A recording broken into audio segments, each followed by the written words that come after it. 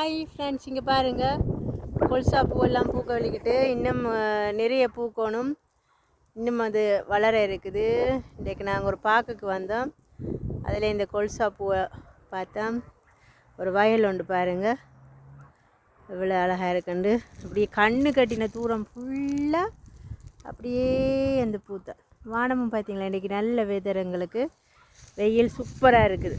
இந்த பக்கம் வந்து நல்ல பெரியசாக இருக்குது பூ. வந்து இந்த பக்கம் பாருங்கள், நல்லாவே வளர்ந்துருக்குது. இந்த பக்கம்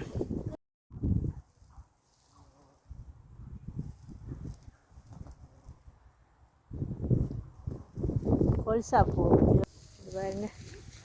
இந்த வண்டு வர்ற பாட்டை பாருங்க.